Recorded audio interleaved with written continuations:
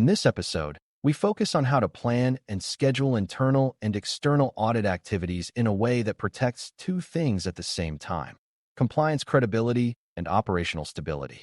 Audits are often viewed as interruptions, and in many organizations they become stressful events that pull people away from their real work, create panic document hunts, and generate frustration that can weaken the culture. The goal is not to eliminate audits, because audits are how organizations prove controls, discover weaknesses, and maintain trust with regulators, customers, and partners. The goal is to plan audits as a normal part of operations so they create learning and assurance without causing unnecessary disruption. Planning and scheduling means deciding what will be audited, when it will be audited, who will participate, what evidence will be needed, and how the audit will be coordinated so teams are not blindsided. It also means managing expectations with auditors and internal stakeholders so timing, scope, and evidence methods are clear. For beginners, the key idea is that audits become disruptive when they are treated as rare emergencies, and they become manageable when they are treated as predictable routines supported by good preparation. Before we continue, a quick note. This audio course is a companion to our course companion books. The first book is about the exam and provides detailed information on how to pass it best. The second book is a Kindle-only ebook that contains 1,000 flashcards that can be used on your mobile device or Kindle. Check them both out at cyber.author.me in the Bare Metal Study Guide series. A helpful starting point is understanding why internal and external audits feel different, because the differences influence how you plan them.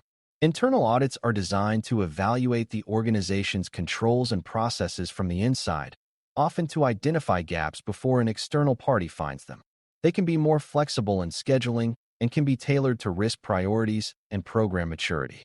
External audits are performed by parties outside the organization, such as certification bodies, regulators, customers, or independent auditors, and they often have more formal requirements and less flexibility. External audits can also carry higher stakes, such as contract renewal, certification status, or regulatory scrutiny. Planning with minimal disruption means recognizing these differences and using internal audits to build readiness and reduce surprises. Beginners sometimes assume audits are only external, but internal audits are one of the best tools for turning compliance into a stable discipline. When internal audits are planned well, external audits become less disruptive because evidence and processes are already organized. Planning and scheduling starts with defining the audit calendar, which is the set of audit activities the organization expects over a year or another planning period. A calendar includes internal audit cycles, known external audits, recurring customer assessments, and high-risk events like certification renewals.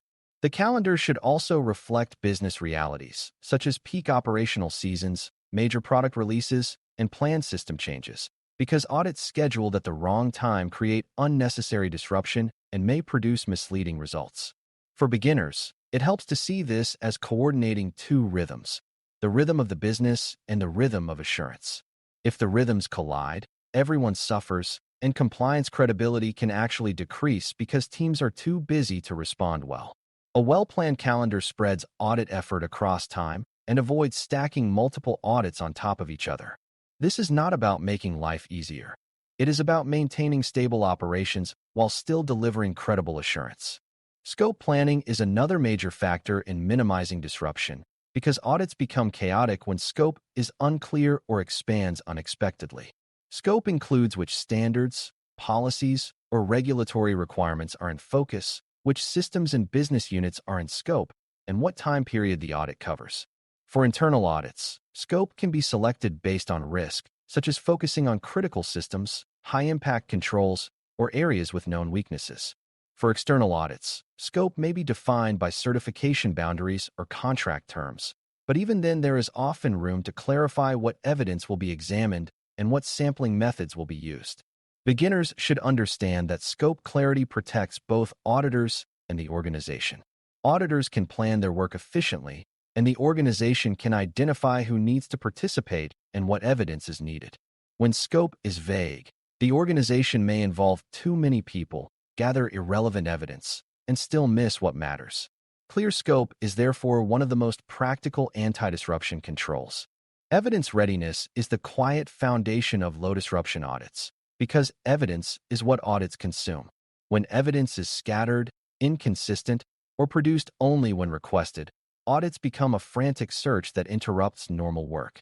Planning audits with minimal disruption means identifying evidence needs in advance, ensuring evidence is stored in accessible locations, and confirming evidence owners know how to provide it quickly. This does not require turning everything into an enormous documentation library. It requires organizing the most important evidence so it can be retrieved and explained. Beginners often assume evidence is only policies, but evidence includes records of access reviews, training completion, incident response exercises, change approvals, vulnerability remediation, and vendor assessments. The planning step should include a realistic view of what evidence exists, what evidence is missing, and what must be improved before the audit begins. When evidence readiness is high, an audit feels like a review of normal operations rather than an emergency. Scheduling also requires assigning roles for audit coordination because audits disrupt operations most when everyone responds independently. A central audit coordinator, sometimes supported by a compliance team, can act as the single point of contact for the auditor, manage schedules, route requests, and maintain a consistent narrative. This reduces duplication, prevents contradictory answers, and protects technical teams from constant interruptions. It also ensures that responses are consistent with policy and that sensitive information is shared appropriately. For beginners, it helps to think of the coordinator as the traffic controller for audit interactions. Without that control, auditors may contact many people directly, ask the same questions multiple times, and receive inconsistent responses that create more scrutiny. A coordinator can also manage the flow of evidence, ensuring that what is shared is complete, correct, and traceable. This role is especially valuable for external audits, where communication discipline can influence audit outcomes and overall trust. Another element of low-disruption scheduling is preparing the people involved, because uncertainty creates stress and inefficiency. Teams should know when interviews will happen, what topics will be discussed, and what records they may need to explain. Preparation does not mean coaching people to hide problems. It means ensuring they understand the audit scope, the control expectations, and the facts of how the process works. Beginners should understand that auditors often test not only whether controls exist, but whether staff understand and follow them. If staff are surprised by questions, they may give incomplete or inconsistent answers, which can create findings even if controls are present. Planning includes providing brief guidance on how to answer honestly, how to reference evidence, and how to escalate uncertain questions to the coordinator. This preparation reduces disruption because it prevents long, unstructured conversations and reduces repeated follow-up requests. It also supports a respectful relationship with auditors, which tends to make audits smoother and more constructive. Managing timing with operational changes is another advanced but important planning skill because audits examine control operation over time. If a major system migration or process change happens right before an audit, evidence may be incomplete or inconsistent, and staff may not be fully trained in the new process. That can create findings and confusion, not because the new system is bad, but because the timing makes it hard to demonstrate stable control operation. Planning with minimal disruption means coordinating audits with major changes, either by scheduling audits after controls have stabilized or by clearly defining the audit period and evidence boundaries.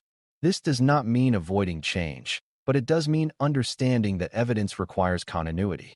Beginners should learn that compliance and change management are linked. Changes can improve security, but they can also temporarily weaken evidence if not planned. A mature program communicates upcoming changes to audit coordinators and considers how those changes affect audit readiness. This reduces last-minute scrambling and increases confidence in what the audit can reasonably evaluate. Finally, planning and scheduling should include a process for handling findings and follow-ups, because disruption often continues after the audit if findings are not managed well. Internal audits should feed into remediation planning with owners, deadlines, and verification, and external audits often require formal responses and evidence of corrective actions. If the organization treats findings as a surprise attack, teams become defensive and overwhelmed. If the organization treats findings as part of normal improvement, remediation becomes more predictable and less disruptive. Planning includes time allocation for follow-up work because findings require analysis, action, and sometimes retesting. It also includes communication to leadership about what findings mean and what resources may be needed. For beginners, the key idea is that an audit is not over when the last interview ends. The audit's true value is realized when findings lead to improvements that reduce risk and increase readiness for the next cycle. Managing the post-audit phase as part of the schedule prevents audits from becoming open-ended disruptions that drain the organization. Planning and scheduling internal and external audit activities with minimal disruption is the discipline of making assurance work predictable, coordinated, and aligned with business reality. Internal audits are used to find issues early and build readiness, while external audits provide formal assurance to regulators, customers, and certification bodies. A well-managed audit calendar avoids conflict with peak operational periods and major changes, and clear scope prevents audit creep and unnecessary involvement of irrelevant teams.